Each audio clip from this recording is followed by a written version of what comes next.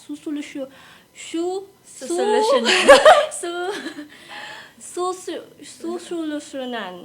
Susolusyon.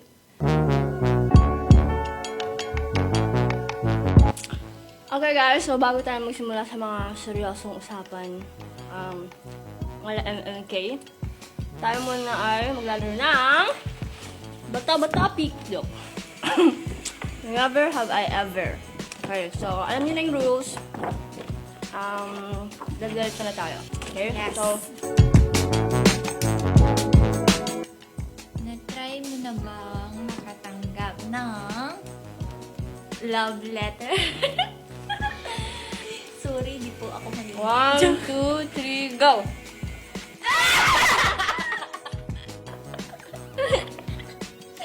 Hindi, ano? Mama! Hindi, alam nila mama yun. Dalawang tao. Ikaw. Oo. Pero, oo na. Oo na lang. Hindi ko pa nababasa yun ah. Next, never have I ever skip school to do something fun. Ready? 1, 2, 3, go. Siyempre. Yes. High school life. Nakain sa Nanonood man kayo, buffet. mama, papa. Patawad po. Hindi, lalo nung pag college, gusto ang absent. Mabait ako ng high school. Ako na-try ko sa high school kasi lalo na mga kabataan, gustong fun-fun lang, kami mag-aral. Joke! Dati yun. Ako mas seryoso ako ng high school kaysa college. Hindi at ako seryoso. Okay, next. Try mo na bang mag-cheat? Ay, anong klaseng cheat yan? Cheat on sa exam? Exam. Exam. Exam? High school, college? College na lang? College. 1, 2, 3, go!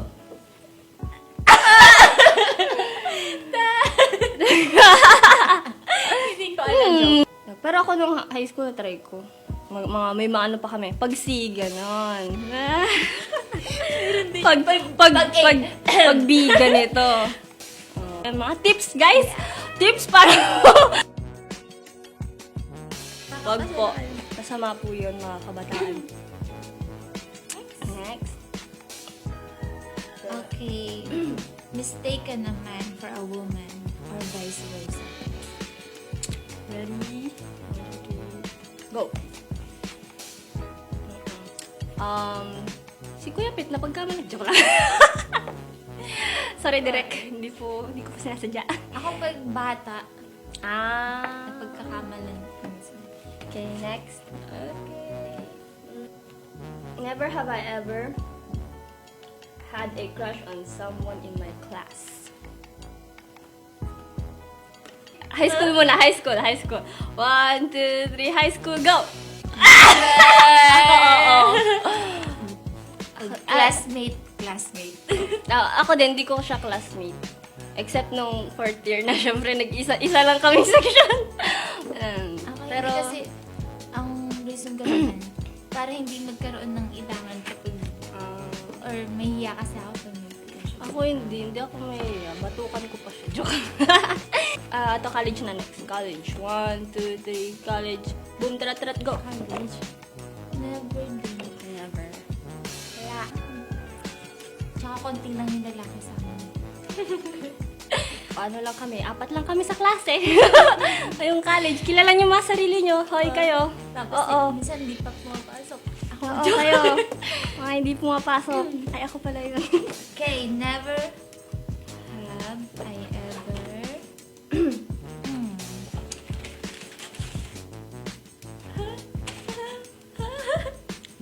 Pwede pa itanong to?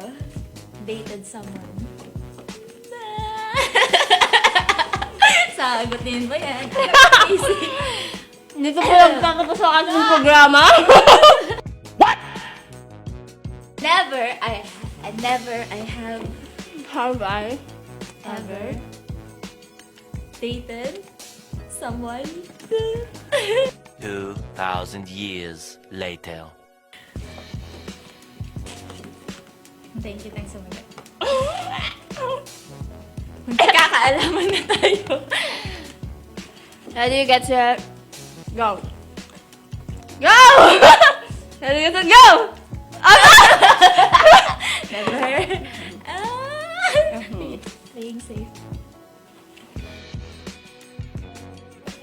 Next. Paano ba yung date? Kasi hindi ko alam kung paano Oo nga, ma-expect yung oo date nga. yun, or... Basta. Basta lumabas. Oh. Kumain, gano'n. Nakaka-awkward pa rin. Madidingay ako dito, no? Tigilan na natin tong... Tigilan na natin tong larong to. Naka-quarantine na nga ako. Mag-grounded pa ako, no? Last na to. Tama na, ako na. Never have I ever make a fake excuse for being absent. Or late. Tama na. Gumawa ka ng fake excuse. Kaya, namatay po yung kambing ko. Ready? 1, 2, 3, go! I have. Sa high school, ang dami ko excuse. Minsan nauubusan na ako. Alam niyo yan, mga classmate ko. Yung senior high. Mabait ako ng high school, pero college, oo. Never have I ever matulog during Sunday service. During. Sorry. Ready? Go! Patay Hindi tayo preaching. yan. During praise and worship. Natry ko na yung antokin, pero hindi matutulog sa upuan mismo. Pag talagang hindi ko kaya yung... Kailangan ko talaga ng tulog. Or konting idlip. Aalis ako, exit ako, tapos sa table, gagawin. Ako na-try ko kapag, pag hindi ako naghahawak ng notebook or nag-take note, nantok talaga No, ako. kaya. Kaya, mas gusto ko talaga lagi mag-take note habang during preaching kasi, syempre, hindi ka antokan. Tapos hindi mo na mamalayan yung oras. Nakakatulog ako pag tinatamad ako. Bawal tularan. Yeah. Okay, so yun muna ang ating Never Have I Ever game. And punta na tayo sa ating seryosong usapan. Let's go. Yes. Let's do this. Alright, ka-housemates, let's go!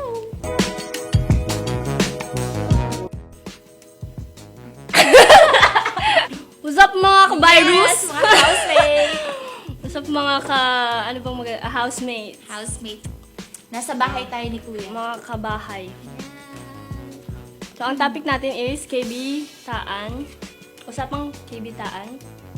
Pagiging single. By choice ba or no choice? Choice, no choice.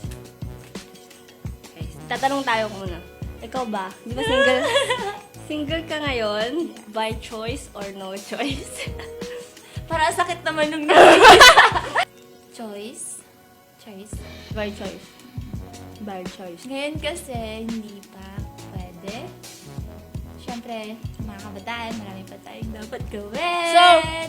So pag pwede, ganun. Kasi, di ba, pag no choice, wala kang choice kasi bawal or pinagbabawal or walang nililigaw or walang nagpaparamdam. Pero pag by choice, pwede na, hindi bawal, legal, pero pinili mo lang, as may nang liligaw, pero pinili mo lang na hindi magka boyfriend. Ano, by choice or no choice? By choice. No choice? Hindi, wait lang. Linawin mo! Explain ko yung side ko. Mag-explain ka. Pag sa akin, choice na hindi pa. Diba? Pag choice ko na hindi pa pumasok sa choice Choice mo, ko. ayaw mo pa talaga. Okay, so choice. Sa akin, ngayon, by choice. Yes. By choice dahil parang hindi ko pa ma-imagine yung sarili ko na in a relationship. Parang tinatry kong picture or magkaroon ng image.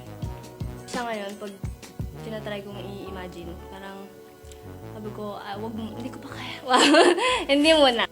Pwede nyo din i-comment dyan kung sa inyo ba, by choice or no choice na kayo. Yeah. Di ba? Para naman mapag-isipan nyo din, nga, bakit ba ako single? By choice or no choice? Okay, usapang ideal person naman. So, ano nga ba ang ideal person mo? Siyempre, godly man.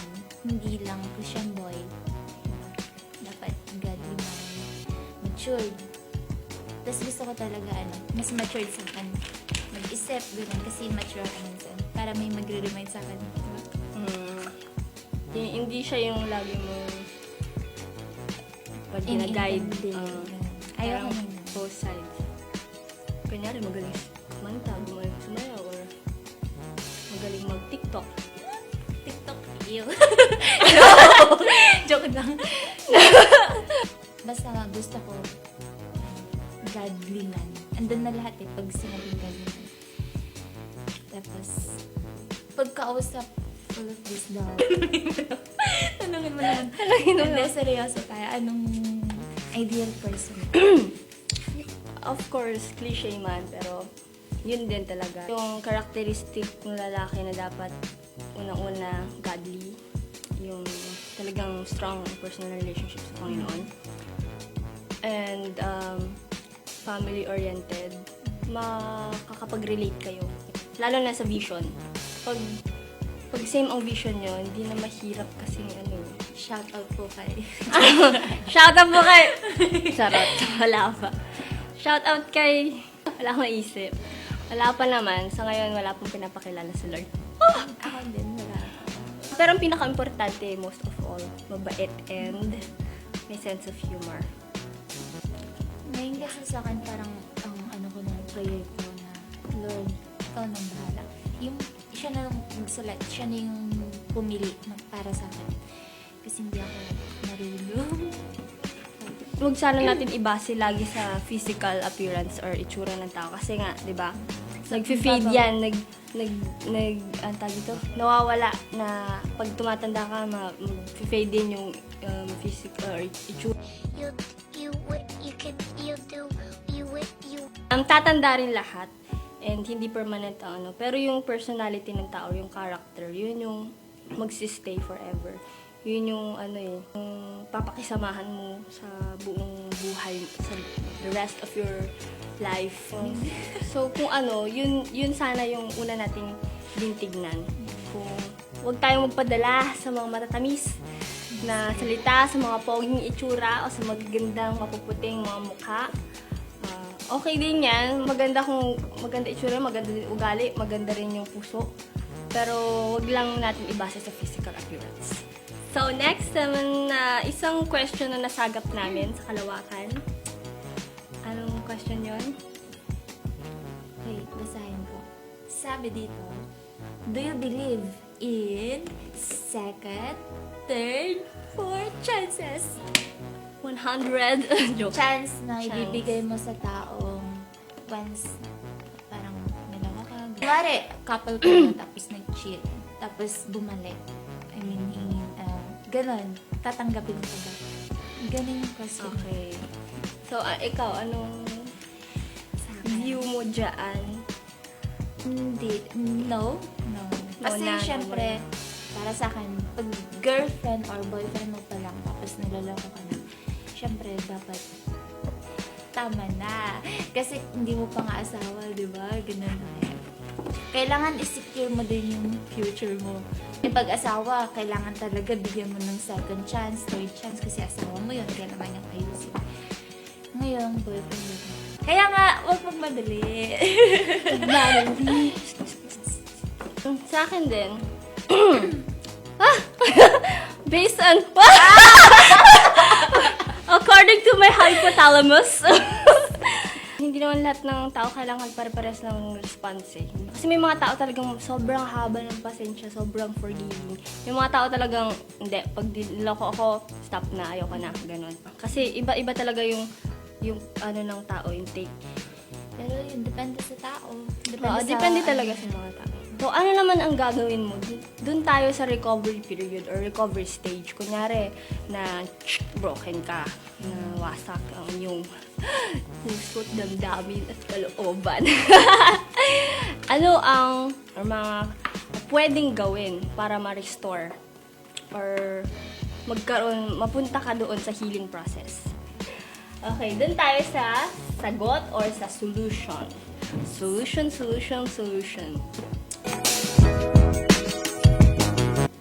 Improve yourself. Yan. Improve yourself. Paano? Kasi ang daling sabihin, pero minsan yung mga tao, hindi nila alam kung paano yung steps or small, kahit simple steps or small steps, paano mag-umpisa. Sa akin, okay ang, umiyak ka, iyakin mo na lahat. Pero huwag ka mag-dwell doon. Okay lang aminin na hindi ka okay. Accept, then realize. Yun yung best na gawin. Yung daming realization after mong umiyak, after mong masaktan.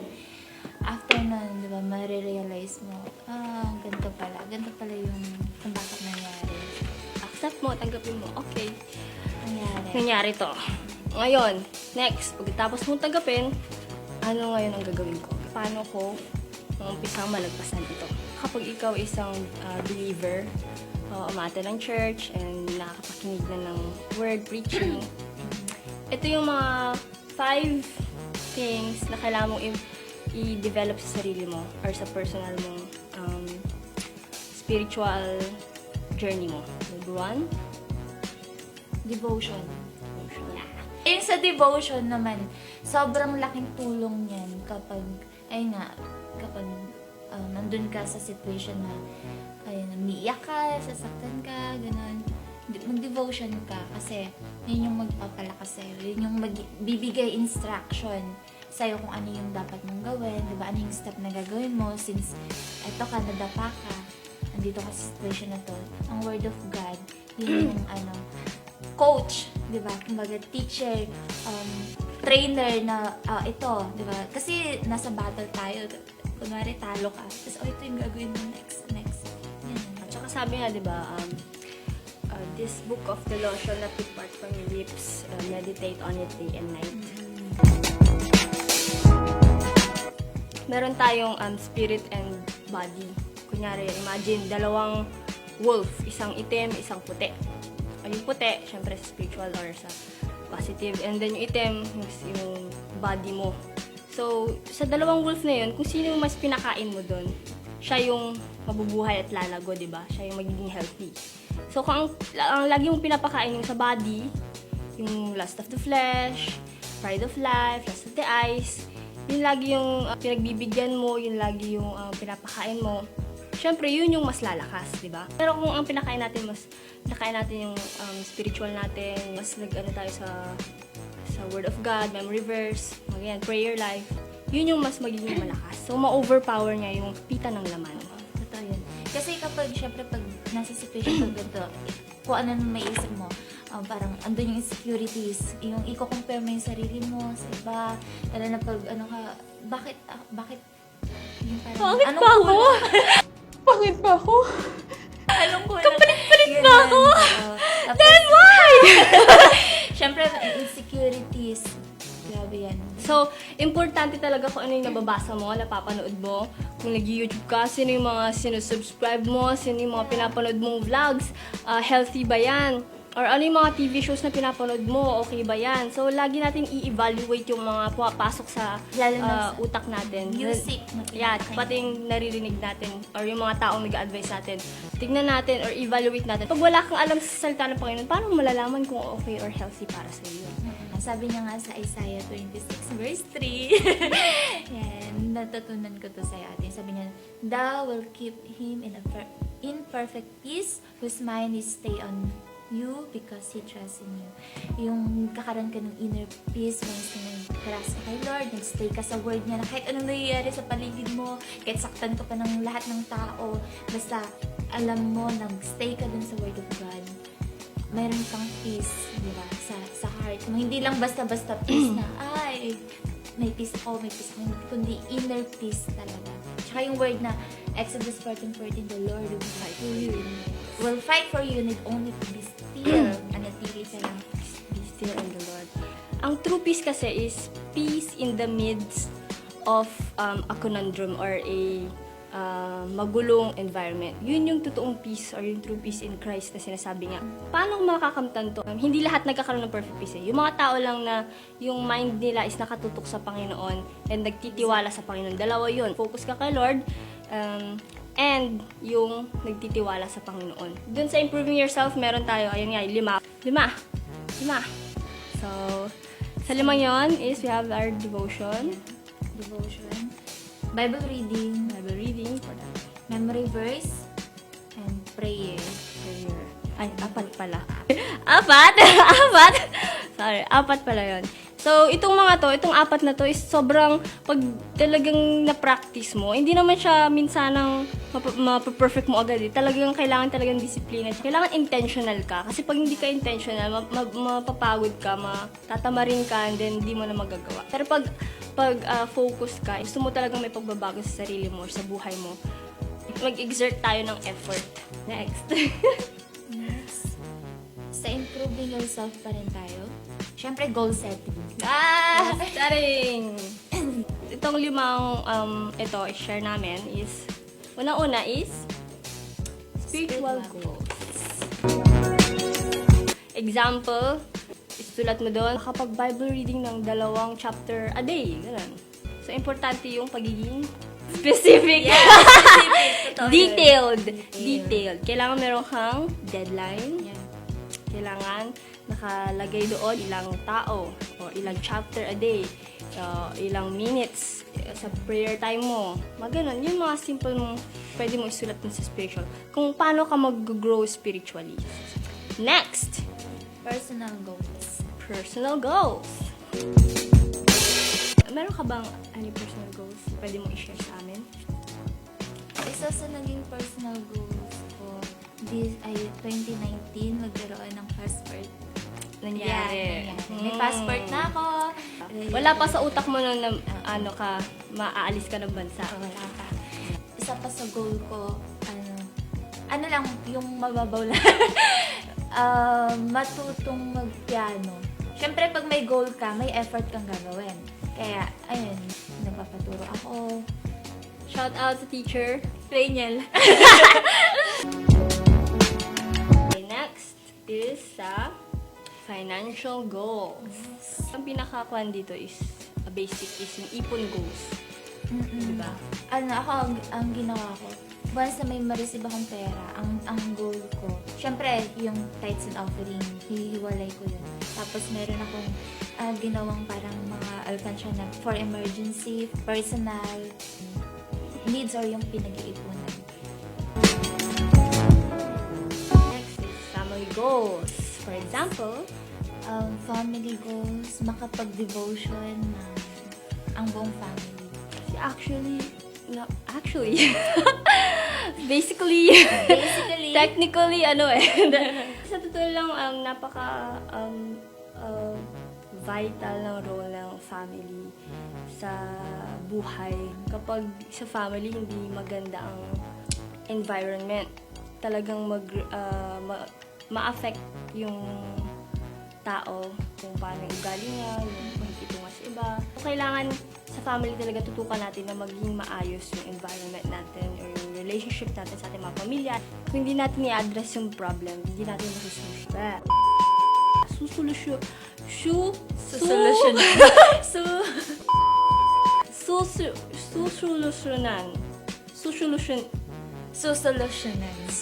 Yun.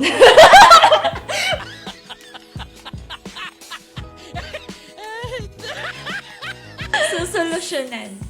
Yung sinabi niya, hindi natin magagawa yun.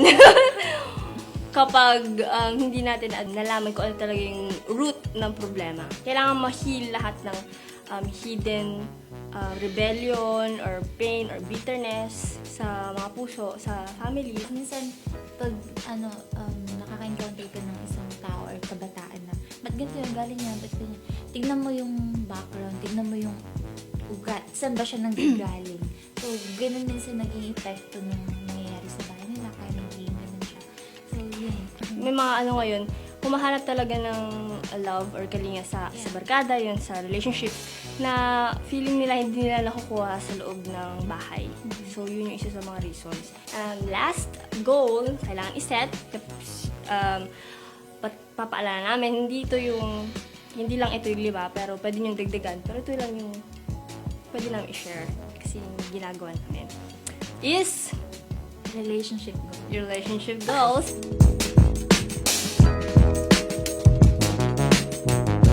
Kailangan dito maging klaro, magkaroon din tayo ng clear idea kung ano yung gusto natin, kung ano yung hinahanap natin, or kung kailan natin, sa tingin natin, kaya natin i-handle yung relationship na papasukan natin. Hindi yung basta-basta trial and error or goal lang ng goal. Or kapag na-boring ka, gano'n, di ba? Hindi lahat ng uso tama. Yes. After improving yourself, meron isa pang second advice namin is getting involved. Lalo na sa ministry and sa community. Yeah. So ito, napaka-helpful, masasabi ko. Kasi ito yung isa sa mga nakatulong sa akin. And then,